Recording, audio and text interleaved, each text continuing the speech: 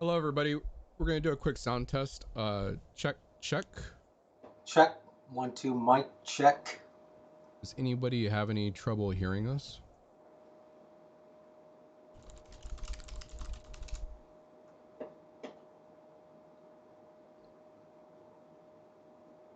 I'm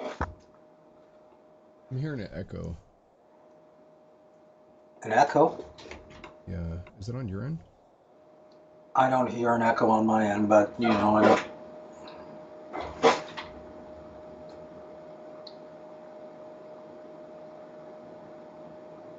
All right.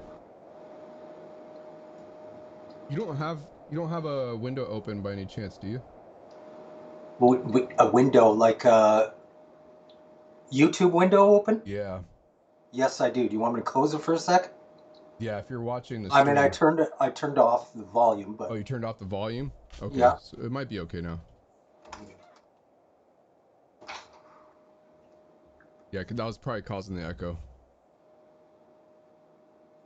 Well, I turned it off. It was off before, so let me just see if. Huh.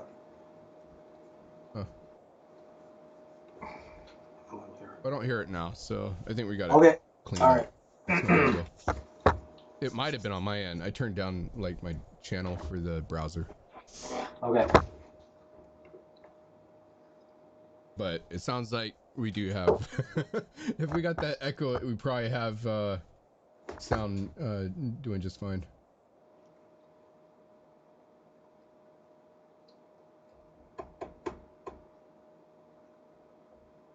Okay, cool.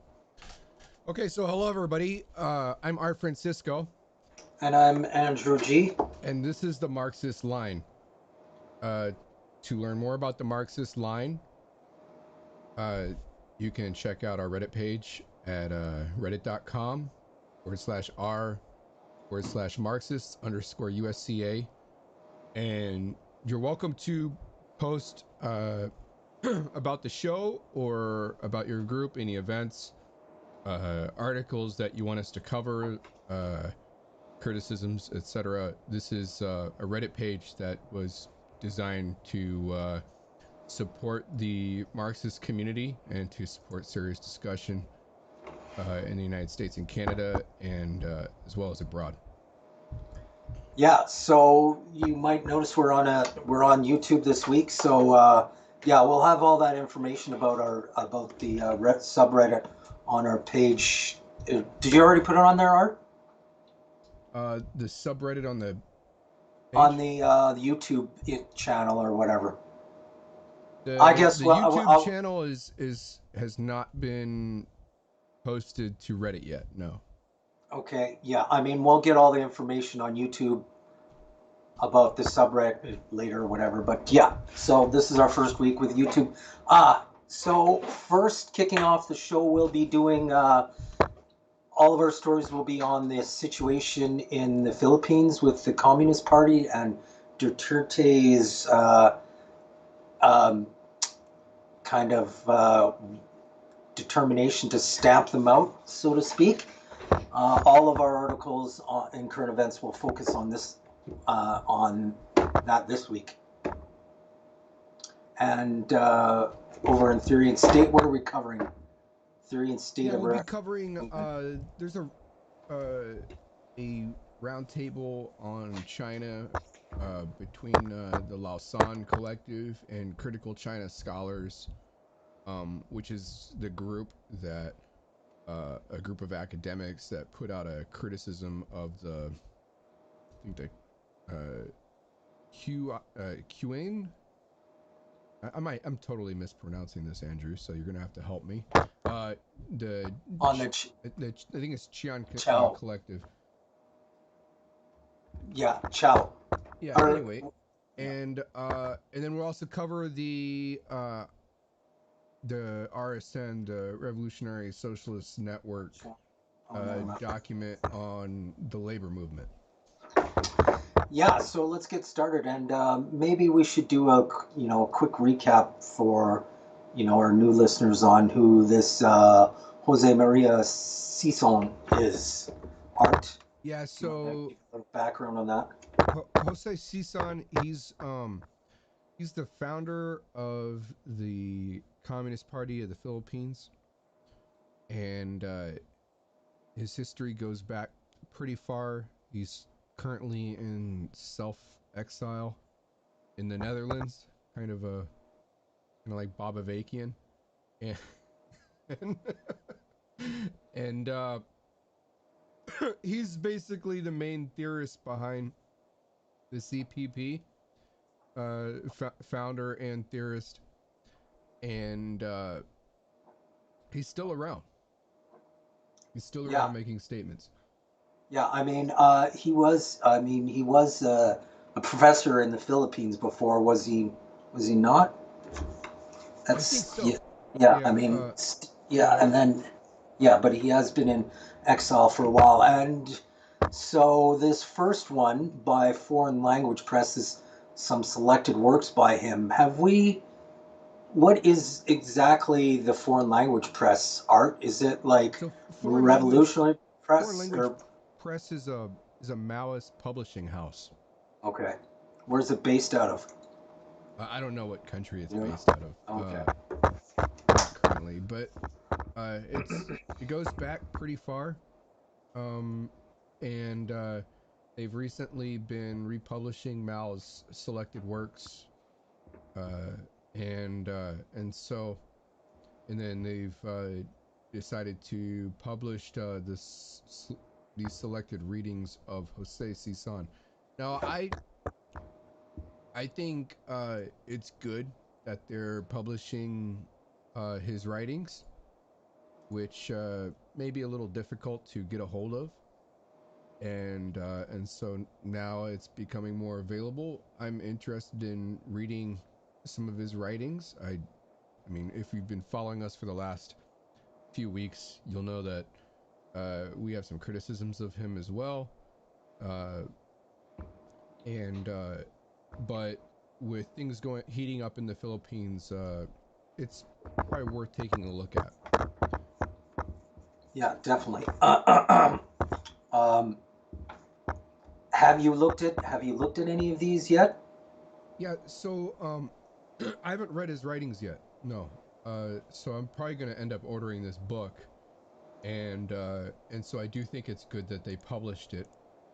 Um, Now, in the comments to this post by Foreign Language Press, I did mention that I thought it was unfortunate that he doesn't seem to have any self-criticism for his support of Duterte when Duterte was mayor, uh, and that extends out to the Communist Party of the Philippines in general. Hmm. Uh, there was a reply to me, uh, and I'm not. This person didn't didn't mention if he's a member of the CPP or affiliated.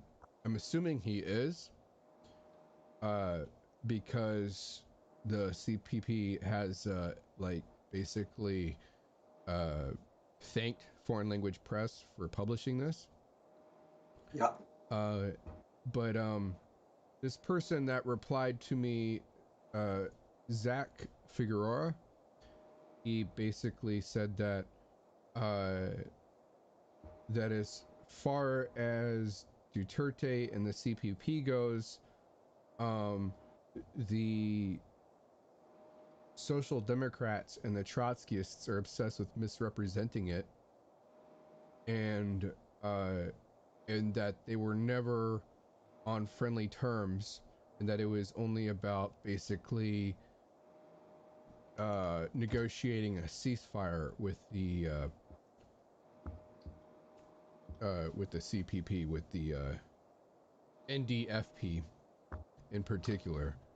Um, Now, and then that basically what he says is, and this is kind of a straw man argument in my opinion, Hmm. is that there is no like formal alliance with Duterte, and uh, and I basically replied saying it sounds like that's a straw man argument, and that there's actually some quotes by Duterte that seem to suggest that yes, he was very supportive of Duterte. Or quotes by CSUN saying yes, that he was. It seems like he was supportive of Duterte.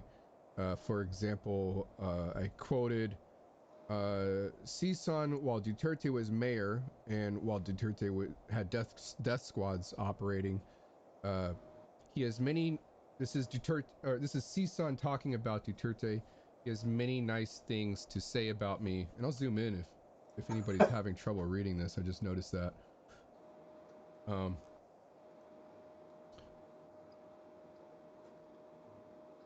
He has many nice things to say about me, CSUN, and I have many nice things to say about him. And then also, when Jose Maria CSUN, when he was asked, or he mentioned about the killings, he said, quote, for example, when a reporter asked, is it true you killed 700 people? He answered, being Duterte, no, it's 1,700. He makes sarcastic remarks. CSUN said, but Duterte's a lawyer. You call that reductio ad absurdum. If you presume that the accusation is unbelievable, give a more preposterous answer.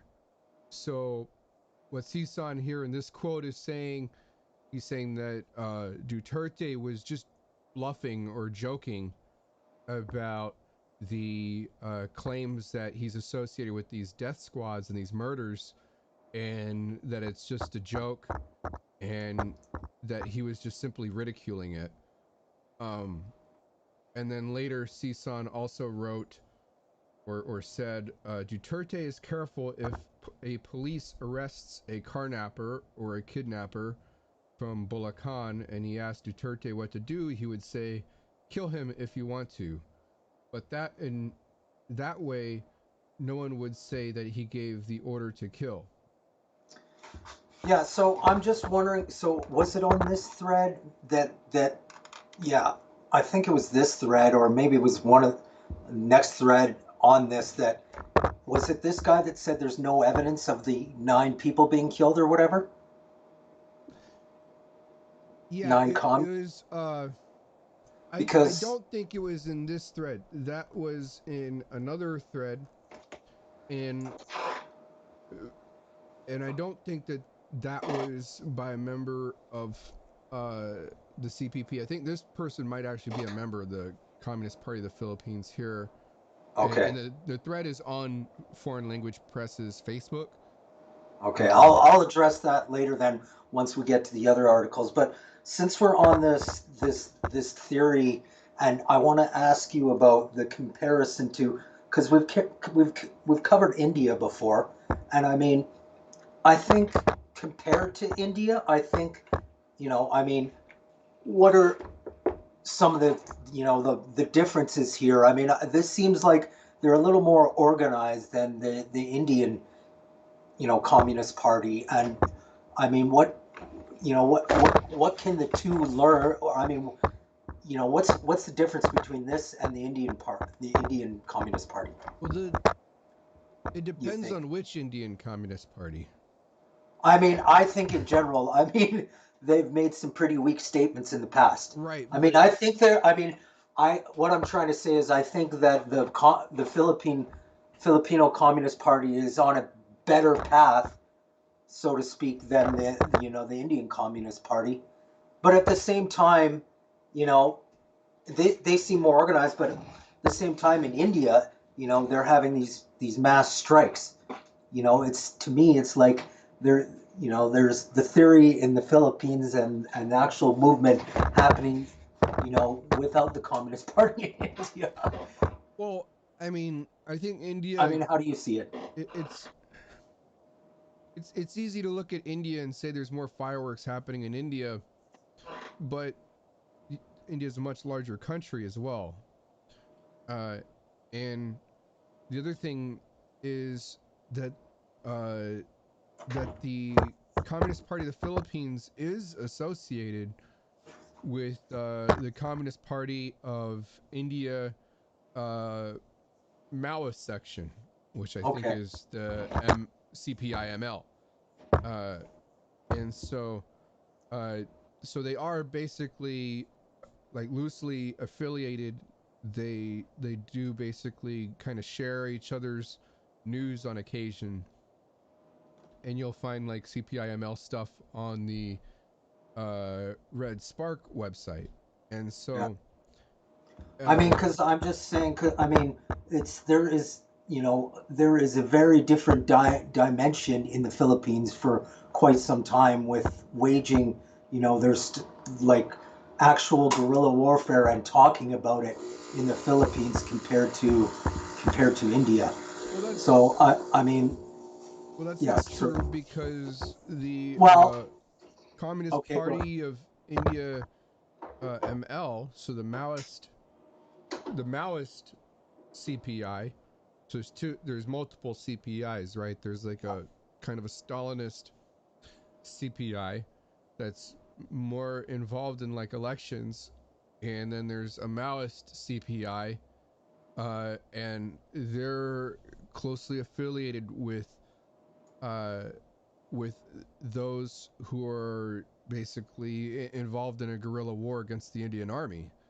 Okay, I mean, Uh, I haven't heard very much. I mean, that we've covered on this show, and I haven't heard as intense as like I've heard about the of it happening in the Philippines. So it's good to know. I didn't know that there was some level of that happening in India. yeah, there definitely is. I mean, it's kind of a I'm I'm just barely under hesitant to say it's almost a universal trait between Maoists to advocate for some form of guerrilla war. Yeah, yeah, Like, uh, yeah. and uh and so anyway, like so these writings that we're talking about, there's also a statement by um Red Spark, and and I believe this Red Spark is basically affiliated with CPP. Um, at least it seems that way to me. It's full of CPP news, and but they basically say that they're glad that foreign language press published these writings, and they mentioned that these writings are very important to the Communist Party of the Philippines, and basically that they're really influential. Um, so that they hold them in high regard. And knowing this, I think that makes it interesting to read. Because to Yeah. understand the CPP today, someone's just gonna have to crack open the book and look at what CSUN's saying, because he obviously still has a lot of influence. Yeah. And Uh, and just quickly, having said that, I mean, do you think, I mean, when we talk about the different states of the movement around the world, I mean, obviously, I mean, India and Philippines are very much, there's a huge peasant society in both of these regions.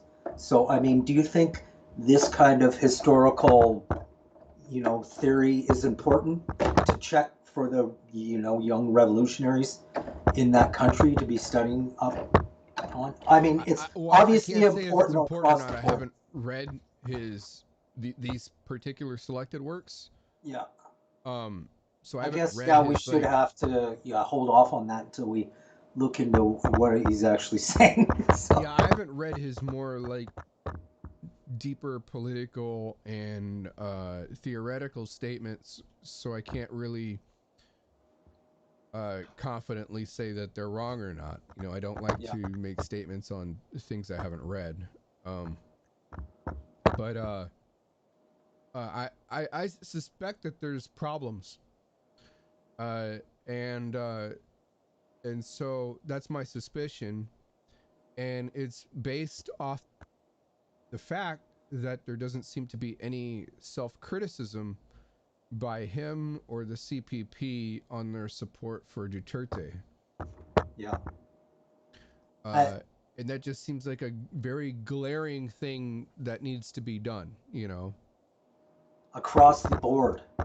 across all the communities we talked about. And I mean, that's, yeah, I mean, that's really what it's about is that, you know what? I mean, these people that deny these things all the time, I mean, of course there's been misinformation and lies spread about communism before, but, we have to, first of all, always, you know, speak out against that kind of, like fascist behavior, and then if we're wrong, I mean, at least we question it, as opposed to if they're wrong, then it just looks like it's, unquestionable support for these kind of leaders, which is a huge problem for the movement as it is, Yeah. So, anyways, let's. Do you want to say anything else about Well, this? yeah. Continuing on the Philippines. Uh, this is an advertisement. Uh, it's kind of come to our attention that 9 activists were killed on the 7th of March this year. So just last week, um, on Sunday. So when we did our last show, Yeah. and so the basically, as I understand it, these activists were raided separately. There was basically a there are basically multiple raids for each of these activists, and reading about it like in the New York Times, there wasn't a lot said um, on this, what happened. It just basically mentions 9 activists were killed, but there's like not much to the story Me too. I in the mean, I usual heard. press. I didn't hear much of it on Al Jazeera or anything else. Yeah. I mean, do you think? Yeah. I mean, I was surprised that not much of this has been made. There Well, was, actually, not really, because I mean, a lot. I mean, it's when you consider it's against communist, you know. yeah. Well, the only the only way like that I learned about it was basically someone posted a protest, an event for a protest. I think it was in New York City, to protest against these killings onto the Marxist Line's Facebook. And Oh, really? Yeah, I learned about it. Yeah, I mean, because Frank Arango posted right after it happened, so oh, I I might have saw missed it. that. Yeah, and then I reposted it, and then he posted something about his discussion on Duterte, not 5 years ago or something like that, which I think you did see on my Facebook. Right. So that'd be Frank Arango with the Communist Voice Organization. Yeah. Um. So yeah. Anyway, so like I haven't read a whole lot on it. I was looking for something like that kind of described what happened a little better to understand it, and this is basically the best article I found. And so this article was written by I think a Filipino journalist. Yeah. Uh, I sorry, quickly. Yeah, I mean, because I looked this week, and I mean, I didn't look yesterday, but I didn't see any of the other, like, left voice or anything right about this. right. Did you? No, no, I didn't. I mean, I think I mean, that's a huge problem. I think in the community. But I think there might be a reason for that, and I think one of the reasons for that might be because that Sure, those it's activists were associated with the Communist Party of the Philippines. Yeah, yeah. Or some of the activists may have been. And that's what it sounds like. Uh, like in reading this, uh, like who these activists were. Like one of them was for like a housing rights activist, and then another one was basically like a human rights activist, and it's like these are these seem uh like your typical activists basically, that like left activists, and and it sounds also like they were murdered by basically hit squads, because like there's a description here. I'll see if I can find it. uh but there's a description from like one of the wives of the activists that basically said that she was outside, um like let me see if I can find it. Yeah, she was outside. So this was Peroy's wife, one of the activists who was slain, and she said that she was ordered by the police to leave her house while Peroy stayed inside. And then while she was outside, she heard 4 gunshots, and he was dead. And reading that, it sounds very similar to like I mean, it's not the same, but it sounds kind of like, it reminds me of like Fred Hampton. Yeah. And basically it was like a hit squad, and so they went in and whacked him. And so um this is concerning. Like it's concerning because, as last week we reported, that Duterte stated very openly in the bourgeois press that he wanted to start killing communists. Yeah, And sorry to stop you there quickly. So when I said none of the other like leftist publications that we cover have covered this, and you said, could you what did you say the reason was? Because they weren't or were I think it's connected. because there may have been associations with the CPP, with the Communist Party So of the why Philippines. wouldn't they cover that then? Sectarianism. Sectarianism. Okay, yeah. I mean, They don't want but to that's touch it. kind of I know, but that's kind of my point. I'm like, don't you see that as a big problem? Oh, it's That are absolutely a big problem. Yeah. yeah. I mean, yeah. Okay. Anyways, yeah. Sorry, I just wanted to clarify that. I thought that's sometimes we should spell that out, but yeah, Yeah. absolutely. Um. Yeah. And so this is pretty concerning to me. Uh, uh, if if Frank shared it to you, I mean, hats off to him. I'm glad that he did. Um, as well as his criticisms of Duterte and the CPP. Uh, I think I read that. I read that post that he made like 5 years ago on that, and it's pretty good. Yeah. Uh, now now I want to say the other thing that we've been covering on the show regarding the CPP lately, uh, and it's almost kind of by chance that we started covering the CPP. Like we kind of went down this rabbit hole here. Uh, but the other thing is, we've noticed that there's an increase of like this kind of weird support for Duterte by people who basically are, I think it's okay to say that they're in the Marxist community.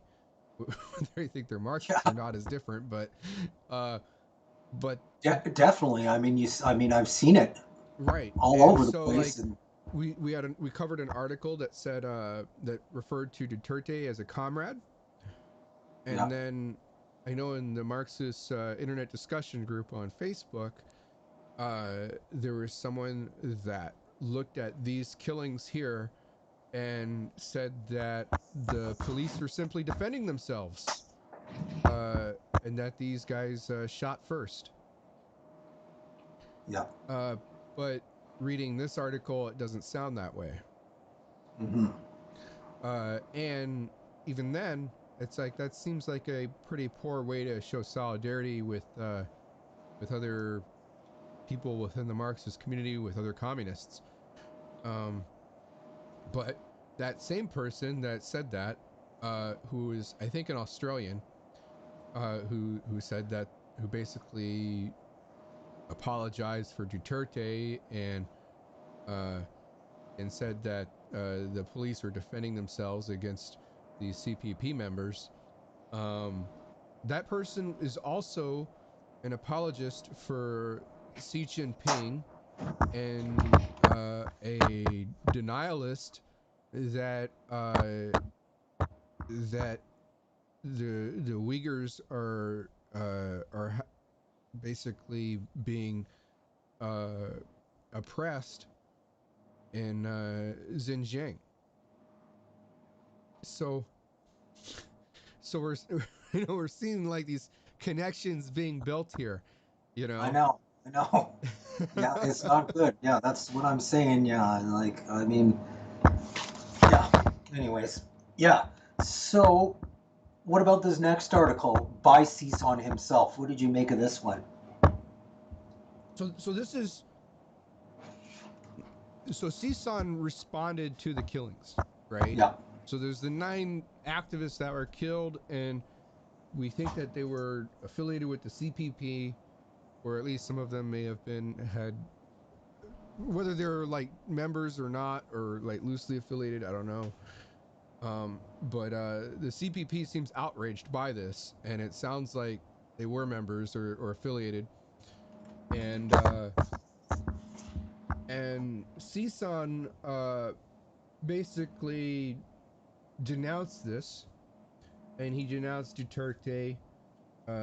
He calls it a terrorist regime and a fascist dictatorship, and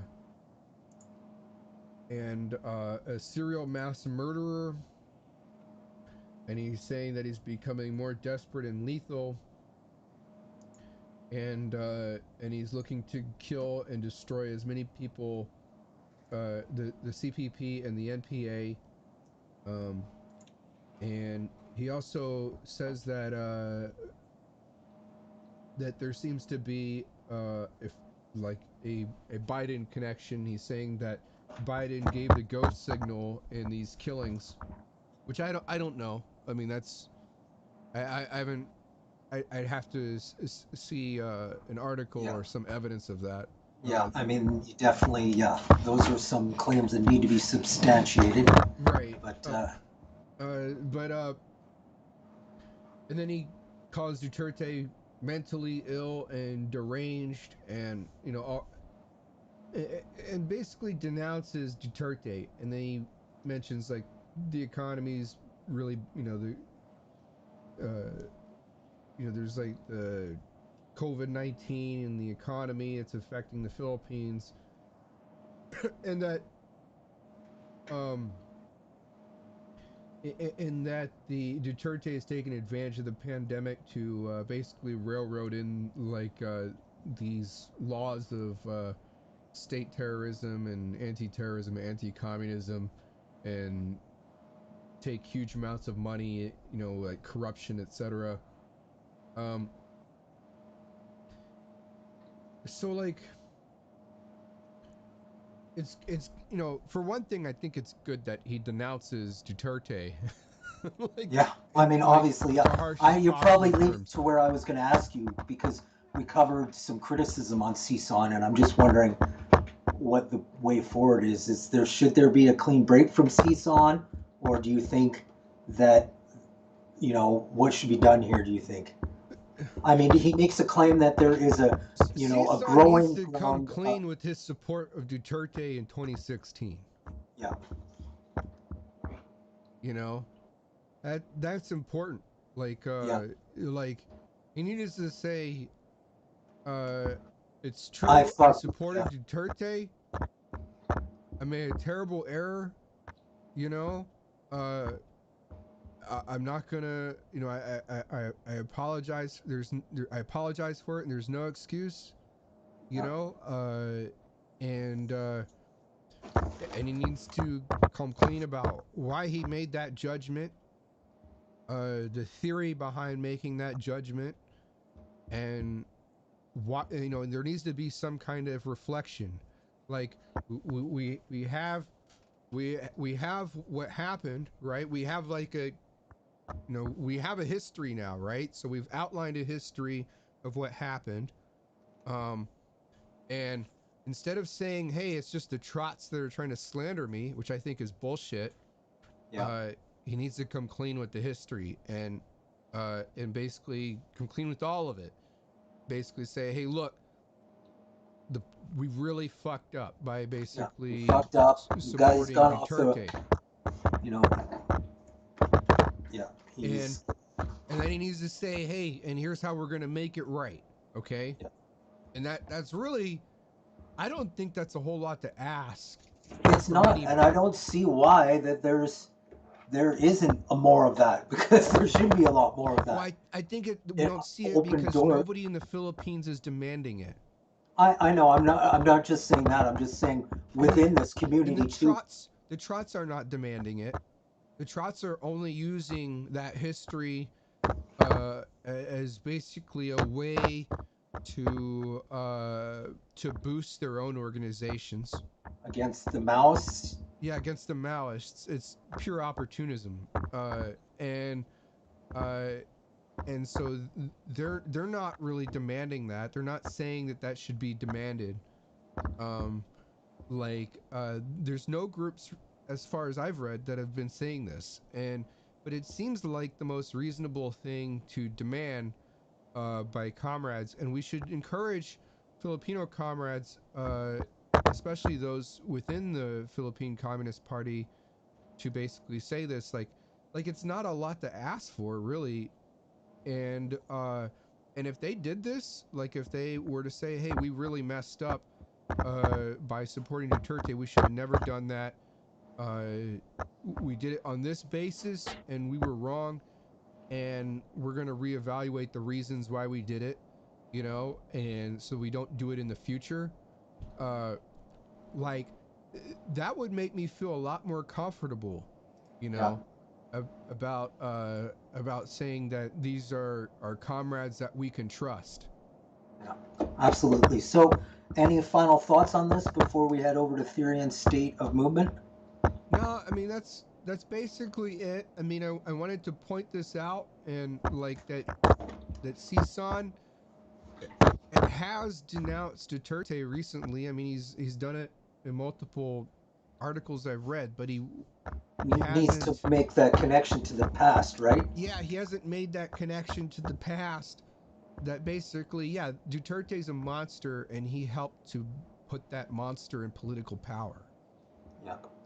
You know, I Okay. mean, like this is like, okay, like, well, like let's take, like, let's kind of like take an exaggerated example, right?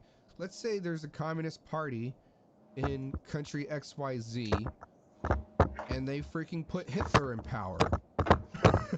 Yeah. You know, like, and so, like, that's kind of a mistake, right? And then whenever someone says, hey, you guys helped put Hitler in power, you had rallies and you put murals with Hitler on it and stuff, Exactly. I mean, and that's and what's. with I mean that. swastikas in your murals, and now you don't want to admit something's wrong, like, and then every time they point that, they say, oh, well, that's only something that just the liberals and the Trotskyists are saying about us because they're trying to smear us. Yeah. Yeah. Like, Yeah. All right. Okay. Good point. Good simplification. So okay, this roundtable discussion between Lausan and the critical China scholars happened back in December. So they had two main arguments, that they wanted to touch on. They wanted to talk about the detention, the denialism by the tankies, the detention camps in Xinjiang, and then secondly the Hong Kong political movement. yeah. So What did you think about this dialogue, Andrew? I thought it was, it was pretty, it was good. I mean, I think it pointed out, some, there were a lot of good points in this, I thought, actually. And I mean, I wish I mean, was this a video? Do you know if this was video? Because I wouldn't mind It could watching have it. been. I think it sounds like it was on Zoom or something. Yeah, okay. Yeah, so I mean, I think, yeah, I mean, to me, you can tell this is a little more, a step up from the next article that's coming. That we need this kind of level of discussion, a kind of a little more clear discussion of being able to differentiate between absolute support and critical analysis while not supporting U.S. imperialism in a intelligent manner that uses the right kind of language. I mean, that's my general thoughts. I mean, what are your general thoughts? And then we could talk about some specific points in here that you Well, thought were my good. general thoughts is I was very impressed by the discussion that is that was had here. Um, I thought it was a very mature discussion, uh, and it was very thoughtful. Like there were really, I felt like the activists that were having this discussion were really like trying to think about things deeply. Absolutely, the questions were posed well, Yeah, not just like where's the evidence for this and like and or stuff, just one liners. There were, these questions were thought about in real ways, in more meaningful ways, better framing. right.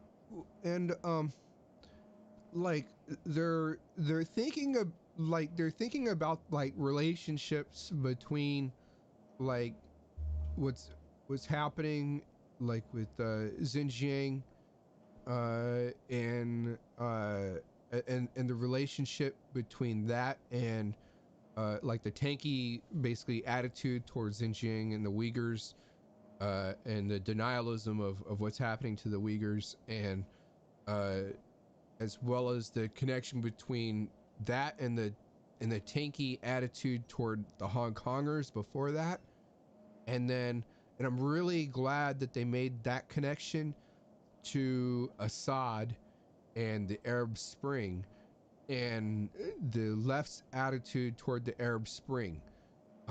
And they mentioned, or one of the activists basically mentioned that like they didn't they didn't think much of the left's attitude toward the Arab Spring and like Assad, which has been going on for like you know over like 10 years now, and they didn't really think about that significance, right? Like Yeah, and I then mean, all of a sudden the tables got turned on them as Hong Kongers. Like yeah, it was okay when the Syrians were excluded from the protests because by the Assadists, the tankies who supported Assad.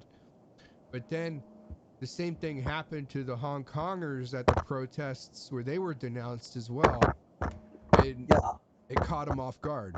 yeah, I mean, I like the way David Rofi says it. He's like, so you had on the one hand the Soviet camp that was monopolizing the discourse of peace, and then the U.S. camp that was monopolizing the discourse on freedom. And then he ties it into the tankies, and then says tankies have gone out very strongly on this anti-war positioning, which is kind of like fogging their, critical, their critique of what's going on, which of course is entirely appropriate, what she says exactly, but you can easily see how geopolitics is kind of creating this divide in which the Chow Collective monopolizes peace and the U.S. critics of China monopolize freedom. And that's a good point of what's going on here, is that they've taken this into the geopolitical realm instead of making it multidimensional of what Marxists do. Not just because that's exactly what's going on with Syria. is they're just so anti-war that they're not really being critical of both sides, and you know, of what needs to be discussed on you know, on a level, on every dimension. You know, we can be anti, as you said, we can be anti-U.S. anti-imperialism, but we also have to be, you know, we have to apply the same dimensions and critiques of things that are happening with China or any other country too. Right. Yeah. Yeah. So it's the other thing that's interesting here is they talk about like the tankies and their effect to grow and whatnot. Um, the other thing that I noticed is they're trying to understand like the big picture, right? Yeah. Which I think is really important uh, for comrades and activists to do, is to try to take a step back, look at the big picture. Um, they try to look at like, well, like they mention uh one thing they noted, like, and you know, in looking at the big picture, one thing they noticed is that, hey, like, we well, Hong Kong activists, the movement in Hong Kong, it made some serious mistakes. Yeah. And we have to acknowledge those mistakes. And they gave the example of, I think it was I want to say it was Joshua Wong, uh, who, one of the Hong Kong activists, basically was sitting in on a Zoom call uh, that had to do with like Black Lives Matter, and he was asked a question that kind of made him feel uncomfortable, which was basically he was asked about the amount of support for Donald Trump in Hong Kong by the Hong Kong right, and basically, so he's on a like a Zoom call about Black Lives Matter, you know, and he's asked about Donald Trump because obviously, like, Donald Trump's this like huge racist president, and so he had to like basically come to grips with the fact that yes, a large section of the movement was supporting like a racist, and now they're asking Black Americans and supporters of Black Americans and the left to support Hong Kong. Yeah, I mean, and that's yeah, I mean, that's the weird divide. Yeah, obviously there is big support for capitalists in Hong Kong, but at the same time, when China took over, they obliterated like any of the like social safety net that was there, and they took away, you know, housing, you know, prices for, you know, housing markets and stuff, and everything like that, and everything started to skyrocket too, and you know, we've got a much worse situation we did than before. And I mean, you know, they talk about a couple of them talk about the housing problems in Hong Kong there. I mean, that's the kind of like we need both we need both sides of this discourse in serious analysis, not rather just, oh well, just because we're supporting the Hong Kong democracy movement must mean we support, you know, we're traitors to the communist movement or something. You Right. know, I mean, it's not just, you know, this, you know, bifurcation of, you know, of the two sides. There's a lot more going on here, as you know, as these guys attempt to discuss here. Yeah. So anyway, this is I think this is really worth this conversation is worth taking a look at. It's worth reading. Um, and I felt like it was a mature discussion. I'd like to see more of these. Yeah. Um, so maybe we should move on. It's 12:51. Yeah, we're doing good for time this week. So Oh, this one. so the RSN, the Revolutionary Socialist Networks, their Trotskyist organization, that's mainly ex ISO and and some ex Socialist Action members. Yeah. Um, so they put together this document that was published. Uh, now they say the following document was adopted May 4th, 2021. I'm assuming that it's March 4th, 2021. Or May 2020. I don't know. Um, Maybe I don't no, I know. think this is recent. I think this is 2021. So I think it's March 4th, 2021. And I think this is a mistake by them. Uh, Yeah, no, I meant like maybe it was okay. Yeah. Anyways, yeah. yeah. So but this is basically their outline with what is their attitude. How are they going to interact with workers, right? And unions. And I mean, I think we were talking about this earlier, Andrew, and I think we both kind of agreed that this is a very muddled document. It's yeah. It's It's not clear. honestly it's awful. I mean, there was so much repetition. There wasn't a clear introduction.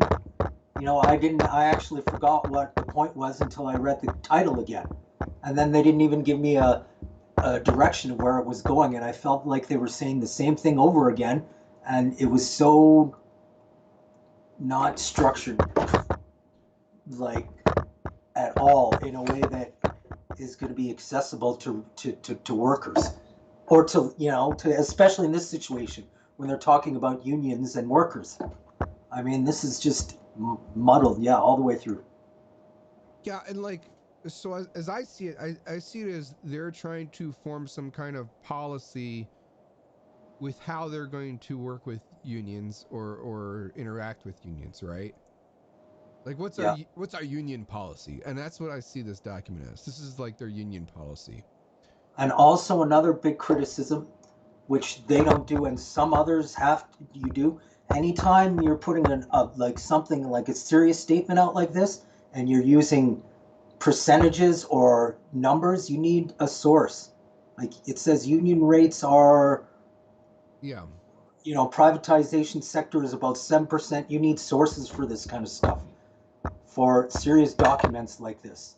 This isn't like a like a just a discussion. It's a serious document that you're putting out, and you need to have like verifiable sources that people Right. can look at. Just throwing numbers out there isn't going to cut it. So that was another criticism I I mean, had. I saw this document like I, okay, so this kind of goes back to like the ISO and stuff.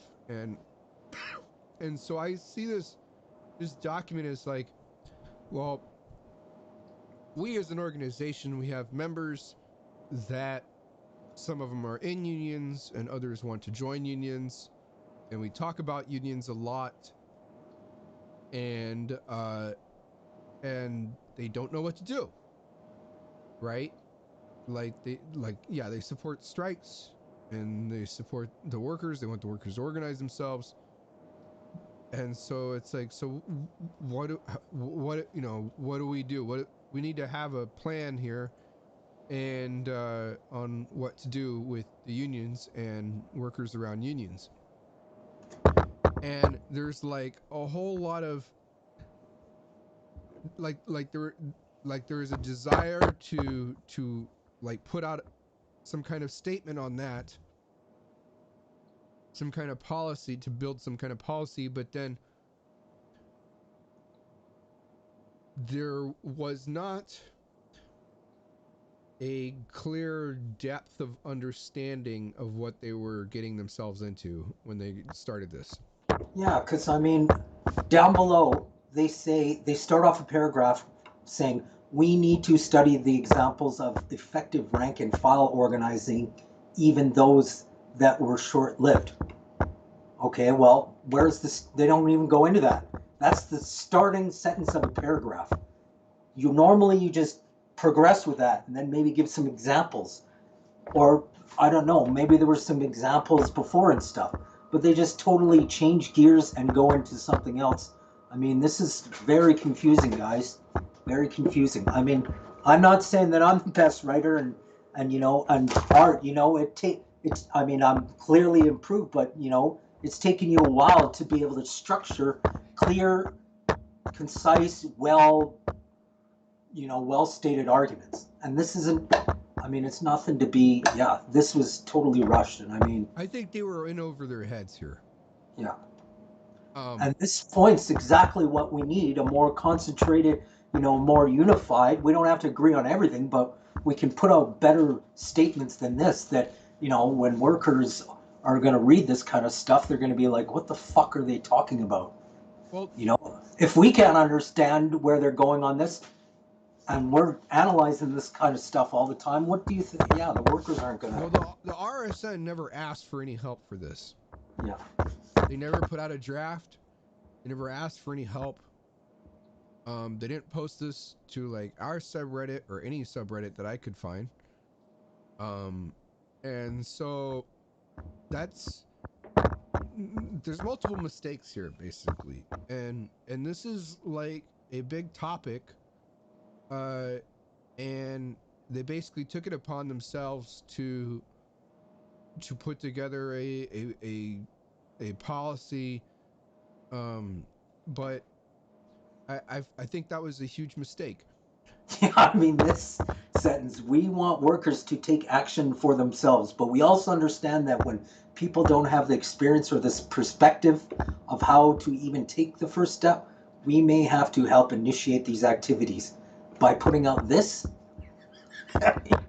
I don't even know what the first step Well, is yeah, here. like that's a huge contradiction, and there's multiple contradictions within this. Like the idea that workers will do things themselves, but what they do, the Trotskyists know better. And I say the Trotskyists, I mean, not really to pick on the Trotskyists, but this document was obviously written by Trotskyists. Yeah. It's got And I nothing don't, but I mean, I Trotskyist don't, yeah, references in it. I don't want to totally dismiss this. Like, there's some good ideas and stuff in here, but this to me looks like a first draft. I mean, it looks like Right. something I would write a first draft of. It lots of good ideas in here. Too much repetition needs to be rewritten and better flow. I mean, it's not all. I mean, it's not total garbage. There are a lot of points in here that we obviously agree with, but And it's that's not just the structured right. technical aspects of the document. The theoretical aspects of the document is problematic as well. Like Can you point out a this couple well, like examples? the big one that sticks out at me is the position on the union bureaucrats. Yeah. They take contradictory they contradict themselves in their positions with the union bureaucrats, and this is something the ISO would do, and I'm bringing the ISO up because I know the RSN has ISO members or ex-ISO members. So like this idea that that the union bureaucrats that when they do something wrong, we'll pat them on the back, and then when they do something bad, we'll criticize it. And then later, it basically says that, well, we're going to have to learn how to be quiet toward the union bureaucrats and go along with some of their more petty projects while Mm. keeping quiet. That is not principled at all. That is like that is not something that Lenin that I don't think Lenin ever advocated for. Mm-hmm. Or and I don't even think Trotsky advocated for that. Um, that is completely unprincipled. That's basically saying we're going to silence our politics, uh, and that's a problem.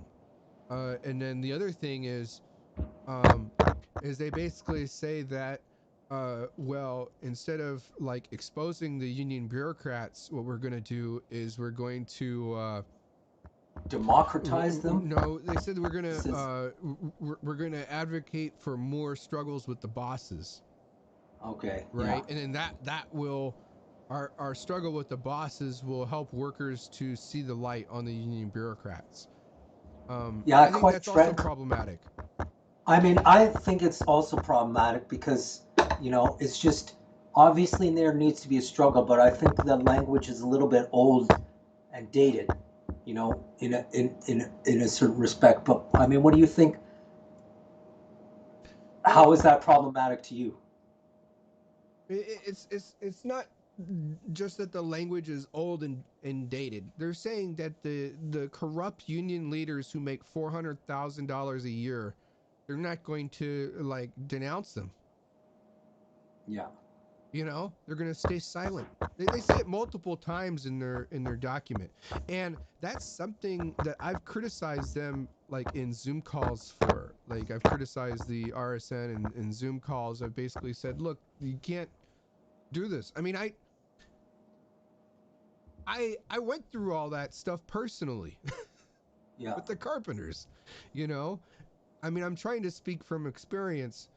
Like Yeah, I they, mean, I see. I mean, I've been in multiple union shops. Yeah, I mean, I see lots of problems. right, I fucking got fired from a job that the union should have fought for me, right. and that pissed me off. I mean, I, But I understand there's a necessity to sometimes stay under the radar to keep quiet on things, but like, you, but I don't promote like that's not the strategy. That is like that is a very limiting tactic, and it's like basically to keep your ass from getting completely reamed, right? Like, uh, because and thrown into the trash bin. Like, yeah, sure, you don't want that to happen, but at the same time, you have to figure out a way to expose the bureaucrats uh, while keeping your job at the same time. You have to develop a relationship with workers. There's nothing here about developing a relationship with the workers.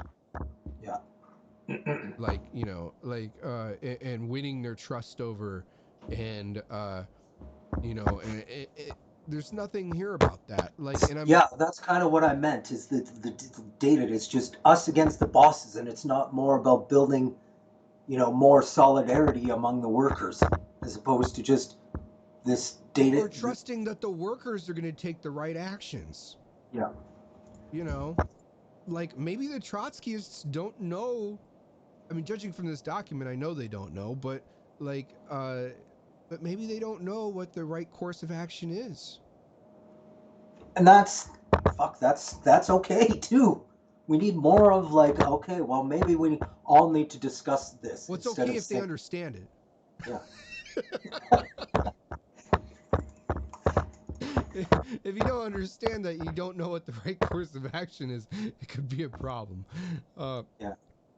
well, anyway, I mean, I think that kind of wraps up our show. I'm not sure if we're limited on the YouTube time, I think we should wrap it up short. Yeah.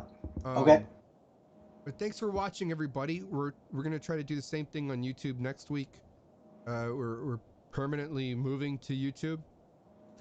As always, there's the Reddit page. Drop your comments, your suggestions, any articles you think we haven't read. If you think that I'm not like zooming in on the text large enough, let me know. The only way I'm gonna know is if you tell me. Uh, Sound issues, all that stuff. Uh, yeah. Anyway, really appreciate all of you watching. Please subscribe. Hit the bell for alerts on YouTube. And yeah, subscribe to our Reddit page too. Don't Yeah, and forget feel that. We'll free to comment. we'll put up the information on that on, oh well, there it is right there in the on below our